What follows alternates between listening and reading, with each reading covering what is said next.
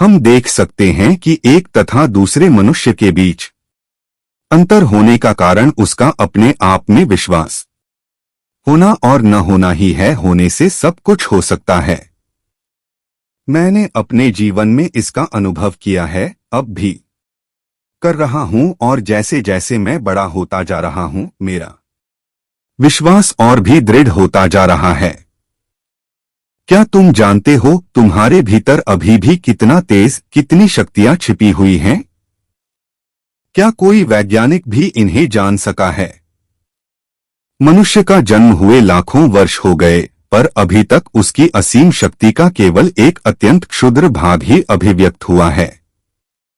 इसलिए तुम्हें यह न कहना चाहिए कि तुम शक्तिहीन हो। तुम क्या जानो कि ऊपर दिखाई देने वाले पतन की ओट में शक्ति की कितनी संभावनाएं हैं? जो शक्ति तुम में है, उसके बहुत ही कम भाग को तुम जानते हो। तुम्हारे पीछे अनंत शक्ति और शांति का सागर है। जड़ यदि शक्तिशाली है तो विचार सर्वशक्तिमान है। इसको अपने जीवन में उतारो और अपने आप को सर्वशक्तिमान, महिमान्वित और गौरव संपन्न अनुभव करो। ईश्वर करे तुम्हारे मस्तिष्क में किसी कुसंस्कार को स्थान न मिले। ईश्वर करे हम जन्म से ही कुसंस्कार डालने वाले वातावरण में न रहें और कमजोर तथा बुराई के विचारों से बचें। तुम अपने जीवाणुकोश अमीबा की अवस्था से करो। यह सब किसने किया? तुम्हारी अपनी इच्छा शक्ति ने। यह इच्छा शक्ति सर्वशक्तिमान है। क्या यह तुम अस्वीकार कर सकते हो? जो तुम्हें यहां तक लाई, वही अब भी तुम्हें और ऊंचे पर ले जा सकती है। तुम्हें केवल चरित्रवान होने और अपनी इच्छा शक्ति को अधिक बलवती बनाने की ही आवश्यकता है। उपनिषदों में यदि एक ऐसा शब्द है जो बज्रवेग से अज्ञान राशि के ऊपर पतित होता है, उसे बिल्कुल उड़ा देता है, तो वह है अभी निर्भयता।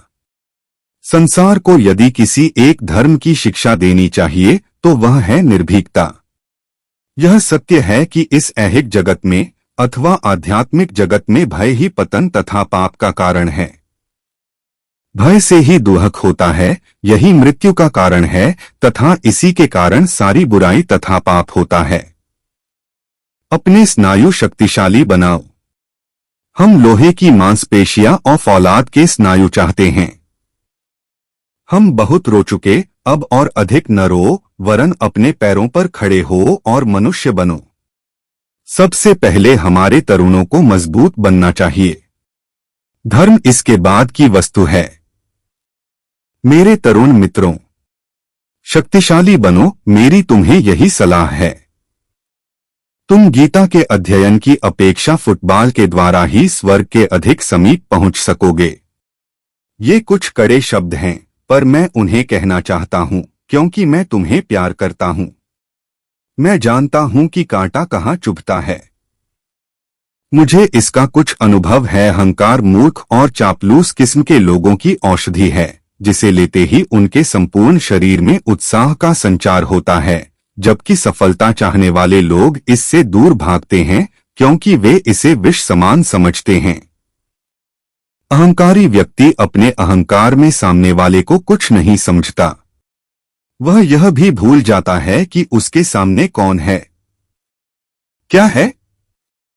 वह सामने वाले का अपमान करने से भी नहीं चूकता। अहंकार व्यक्ति का वह दुर्गुण है जिसके चलते वह कुछ नहीं होते हुए भी स्वयं को सर्वोपरि समझता है, या अनेक गुणों के होते हुए भी इस दुर्गुण के कारण वह कुछ नहीं होता, क्योंकि अहंकार में वह इतना मस्त हो जाता है कि अपने सद्गुणों का भी नाश कर बैठता है।